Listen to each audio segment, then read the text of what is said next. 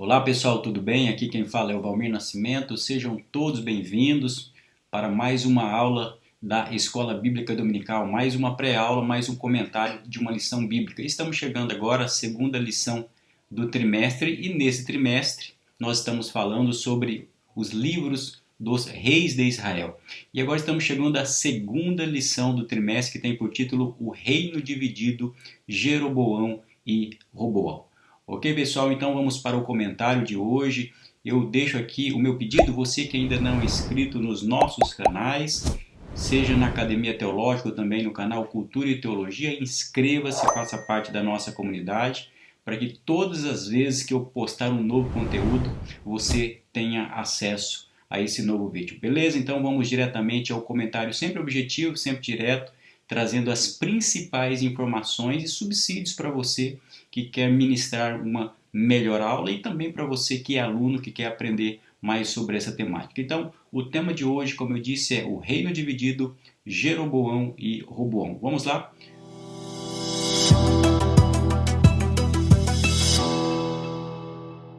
O textuário dessa lição diz o seguinte: muitos propósitos há no coração do homem, mas o conselho do Senhor permanecerá. Provérbios 19, verso 21.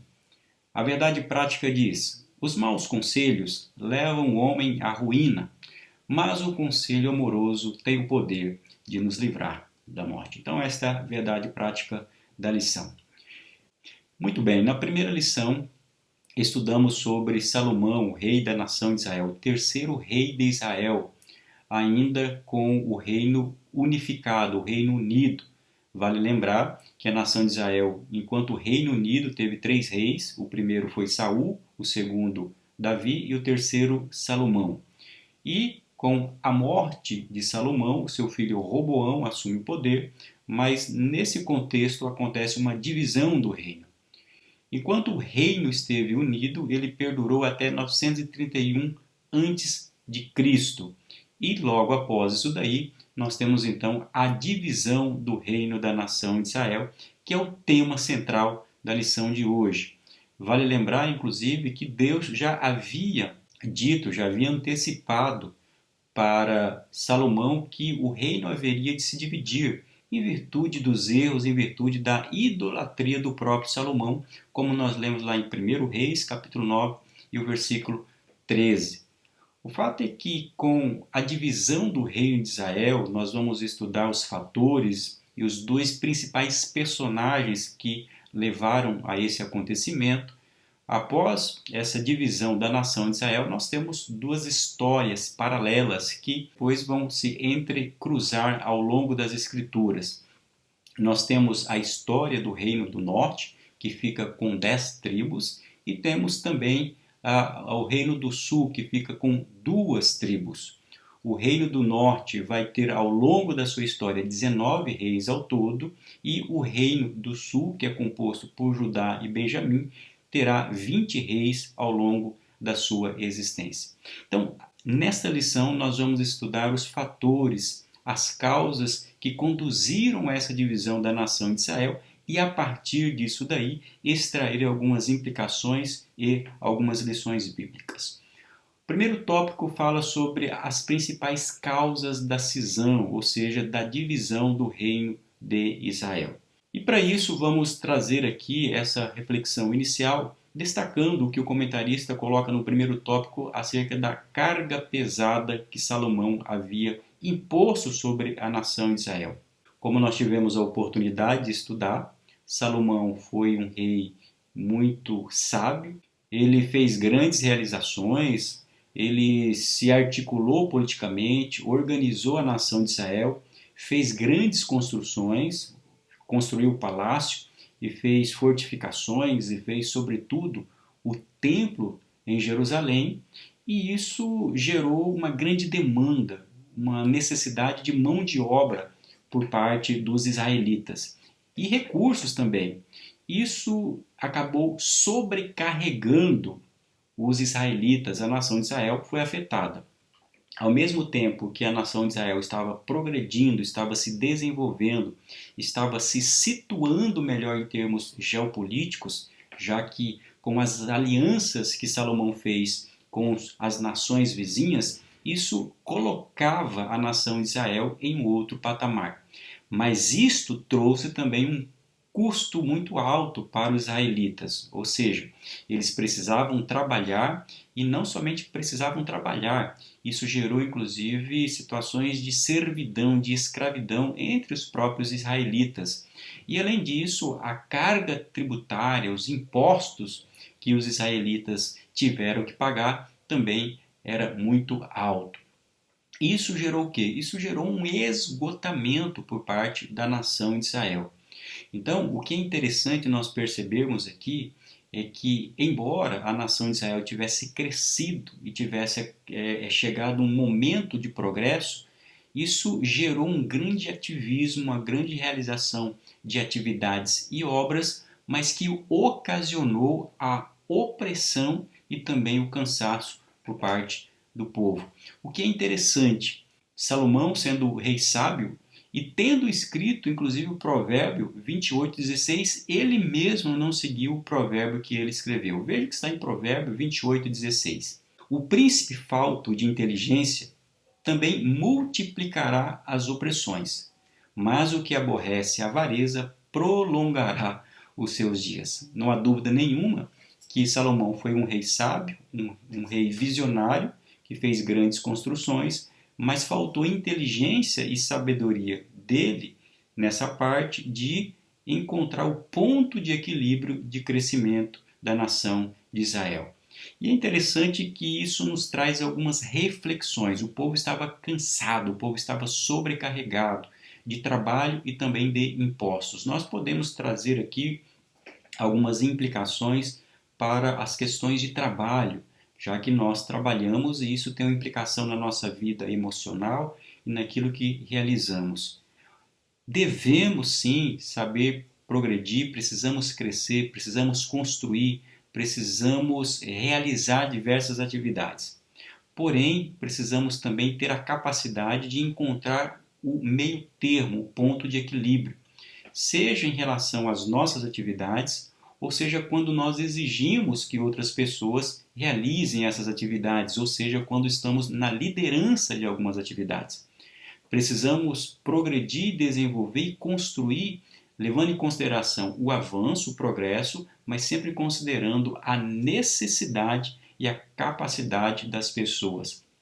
É uma grande imprudência trabalhar uma visão progressista sem considerar, é claro, a condição e a saúde das pessoas. Isso nós podemos aplicar também no âmbito social, na própria sociedade, no Estado, no governo. É claro que nós queremos o progresso, mas o progressismo não pode se converter em um trabalho, em um ativismo que retira o mais importante, a saúde e a qualidade de vida das pessoas, e muito menos acarretando uma sobrecarga, seja de trabalho e também de exigências em forma de impostos.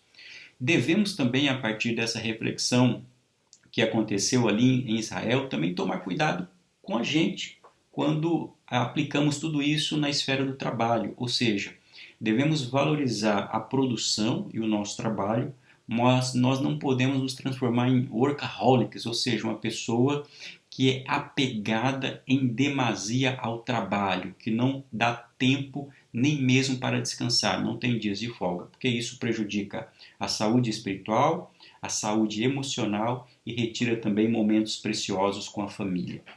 E também podemos pegar aqui uma conexão e fazer uma aplicação, sobretudo, também na igreja. E chamarmos a atenção para as lideranças cristãs e para muitos de nós cristãos que conduzimos algumas atividades nas igrejas, para entendermos que sim, que as atividades precisam ser conduzidas, realizadas, através de construção de templos, através de festividades, enfim, isso pode ser realizado, mas precisamos tomar um grande cuidado com o chamado ativismo religioso. O que é o ativismo religioso?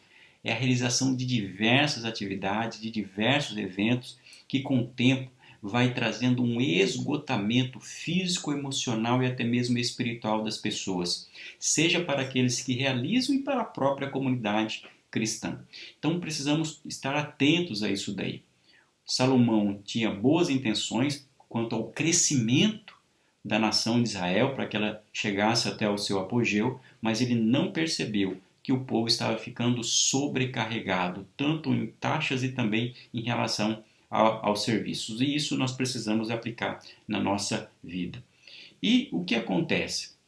Quando Roboão assume o reino de Israel com a morte de Salomão, essa foi a primeira questão que foi apresentada a ele. O povo vai até Roboão e fala: Roboão, nós estamos esgotados, nós estamos cansados, os impostos estão sendo muito altos, então tira essa carga de nós. E qual foi a resposta por parte de Roboão? Roboão não aceitou aquele clamor por parte da população. Roboão não ouviu o clamor por parte da nação de Israel. Então, aqui nós chegamos ao segundo tópico dessa lição. Quais foram os erros de Roboão? Bom, em primeiro lugar, Roboão havia se esquecido do Senhor e da sua lei. Primeira coisa, antes dele errar, inclusive, em não atender às necessidades, a Bíblia diz lá em 2 Reis, capítulo 12, versículo 1, que ele havia se esquecido do Senhor e da sua lei. Então, já no coração dele, ele já havia se esquecido. E isso trouxe, a Bíblia diz que isso trouxe consequências para a nação, porque é aquilo que nós iremos aprender ao longo dos livros dos reis de Israel. Na medida em que o rei perde essa visão espiritual, toda a nação é afetada. Segundo o erro cometido por Roboão, ele deu ouvidos aos seus amigos. Em vez de ter dado ouvido aos mais sábios e experientes, ele quis ouvir os seus amigos. Ora, obviamente que naquela ocasião era muito comum que um rei tivesse os seus conselheiros, e a Bíblia diz que Salomão tinha os seus conselheiros. E quando o povo faz esse pedido para Roboão, Roboão primeiro ouve os mais experientes. E qual foi o conselho daqueles homens mais experientes? Eles aconselharam a Roboão a reduzir aquela carga tributária, aquela taxação e aquela opressão sobre o povo, para que pudesse haver uma apaziguação social. Mas Roboão, em vez de ouvir os mais experientes, ele deu ouvido aos seus amigos. E o que os amigos de Roboão disseram? Não, Roboão, você não pode atender às necessidades das pessoas, do povo, porque eles vão entender, em outras palavras, que você é um rei fraco. Olha que coisa interessante. Nessa circunstância, Roboão tinha aproximadamente 41 anos de idade, ou seja, não era mais um moço, não era um rapaz. Já era um homem de meia idade e que já tinha uma idade adequada para tomar decisões sensatas na vida. Mas apesar dessa idade, Roboão ainda era imaturo. Isso nos chama a atenção também. Quando nós falamos de desenvolvimento na vida, de crescimento na vida, nós falamos sim de adquirir maturidade e experiência na vida em relação aos anos de vida. Mas isso deve vir acompanhado de uma maturidade também, do aproveitamento dessas experiências. O que nós percebemos aqui é que Roboão não tinha essa experiência. Em vez de dar ouvidos aos mais experientes, ele resolveu ouvir os seus amigos. Por quê? Porque a opinião certamente dos seus amigos estava coincidindo com a própria opinião dele. Ora, nós precisamos ter prudência ao ouvir conselhos. Conselhos são importantes, são muito importantes. Mas nós não podemos ouvir conselhos simplesmente para atender às nossas necessidades que estejam em consonância com aquilo que nós acreditamos, porque seria fácil. O mais importante é nós termos conselheiros, amigos e pessoas que estão ao nosso lado, que falam aquilo que é melhor para nós, não aquilo que queremos ouvir, mas aquilo que vai nos reverter em bênção, ainda que seja contrário àquilo que nós acreditamos. E naquela ocasião, Roboão resolveu não dar ouvidos aos homens mais experientes. Então, os conselhos são importantes, são muito importantes. Veja o que está em Provérbios, capítulo 11, versículo 14, anote aí, que diz assim: não havendo sábios conselhos, o povo cai, mas na multidão de conselhos há segurança. Então, ser aconselhado é muito importante. Isso vale para o rei, mas vale também na nossa vida. espiritual, na nossa vida social, na nossa vida familiar, ouvir conselhos é sempre muito importante. Só que nós precisamos ouvir esses conselhos. Ou seja, e quando eles contrariarem aquilo que nós acreditamos, mesmo que contrarie aquilo que nós acreditamos, mas se nós percebermos que é o melhor para o povo, para a família, para a nossa vida espiritual, a melhor coisa é nós darmos ouvidos a esses conselhos. Veja o que diz também Provérbios 12:5. Os pensamentos dos justos são retos, mas os conselhos dos ímpios enganam. Na verdade, os amigos ali de Roboão eram conselhos ímpios. Eles não tiveram prudência, eles não tiveram sensatez ao perceber as necessidades do povo, como o povo estava cansado, como o povo estava oprimido. Principalmente Roboão, que estava numa posição de destaque, de liderança, de influência, de um cargo público, precisava entender os anseios das pessoas.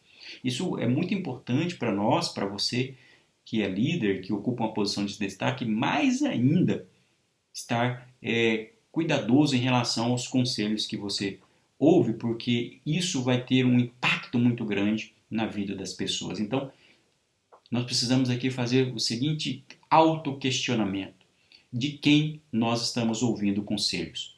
De pessoas que falam conselhos bons, mas que contrariam aquilo que nós acreditamos?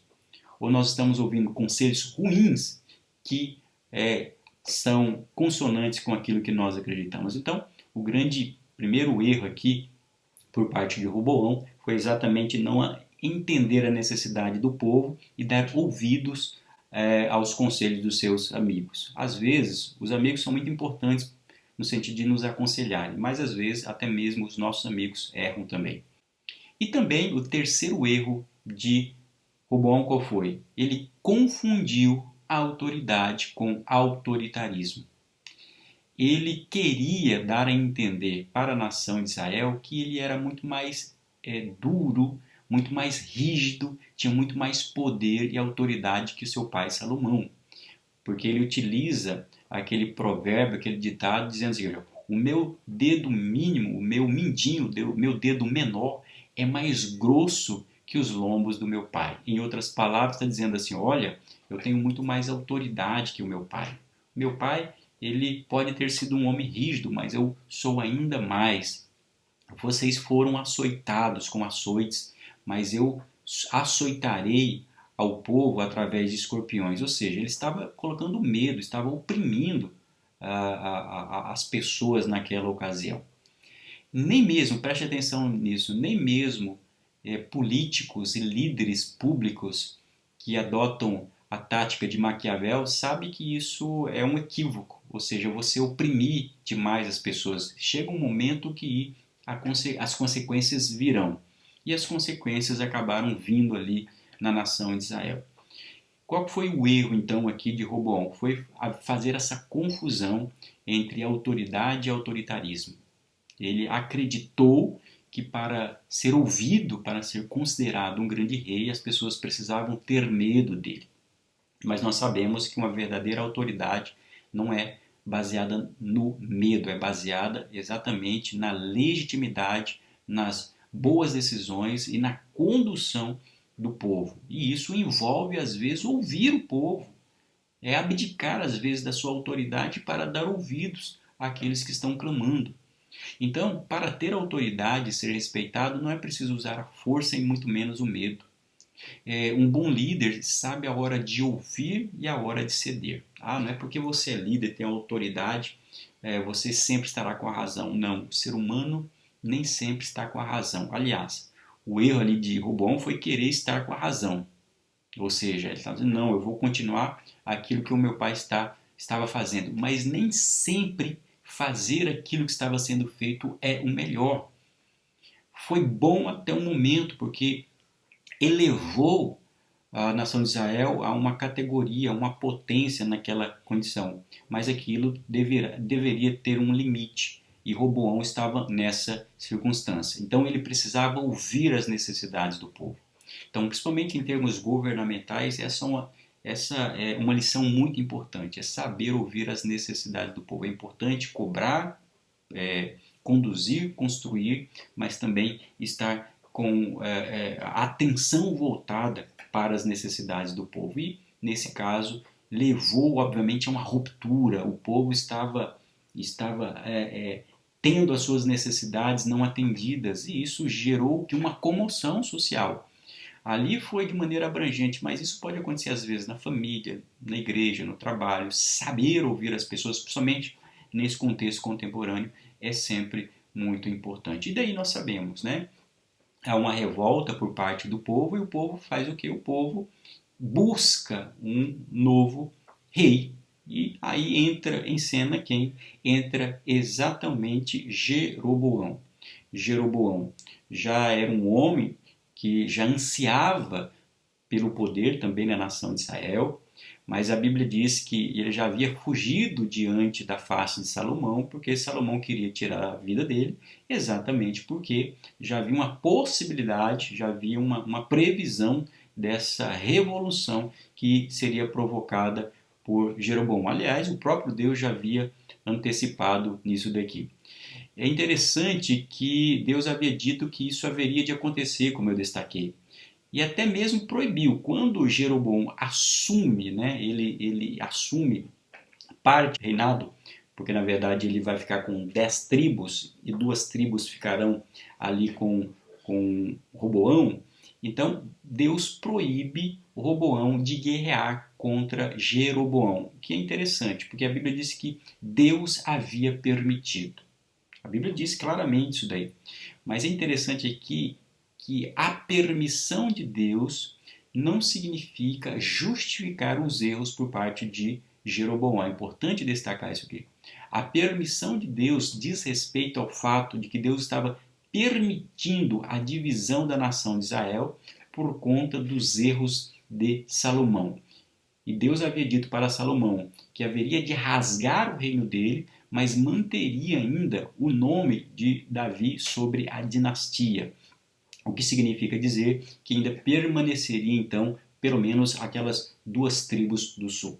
E Deus, portanto, não permitiu que Roboão fizesse guerra contra Jeroboão, porque estava seguindo a permissão de Deus até para trazer um julgamento, trazer um aprendizado, um juízo sobre a nação de Israel. É claro que Jeroboão foi movido por inveja e pela busca de poder, não há dúvida nenhuma quanto a isso, e as consequências serão naturais na vida dele. E quando assume o poder em Israel, Jeroboão já faz a sua primeira ação, que é catastrófica. Porque assim que ele assume a liderança dessas 10 tribos, o reino de Israel, porque aí ficam assim divididas, o reino de Israel com 10 tribos e o reino de Judá com essas 2 tribos. E quando Jeroboão assume o poder e o centro do reino de Judá fica em Jerusalém, Jeroboão não queria que os israelitas fossem até Jerusalém para que pudessem adorar. Porque cedo ou tarde eles voltariam a unificar o reino e ele perderia o seu reinado.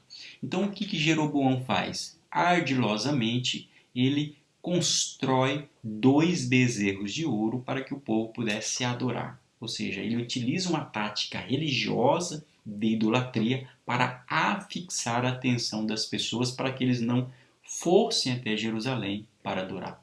Ou seja, isso mostra que o interesse por parte de Jeroboão não era manter simplesmente a nação de Israel obedecendo à vontade de Deus. Ele queria se manter no poder, ele queria ter um status de rei. E o povo estava se pervertendo ali na idolatria. Uma grande decisão completamente equivocada que levou, obviamente, o povo à idolatria, e a idolatria é explicitamente proibida nas Escrituras porque retira a verdadeira adoração a Deus. Então, a partir daí, nós temos a divisão do reino. Nós temos o reino do norte e o reino do sul. O reino do sul fica com a liderança de Roboão e o reino do norte fica com a liderança de Jeroboão. O fato que foi um conjunto de fatores que conduziu até esse momento. Houve a permissão divina, mas também houve também as decisões, as ações por parte desses 2 personagens, de um lado Roboão e Jeroboão.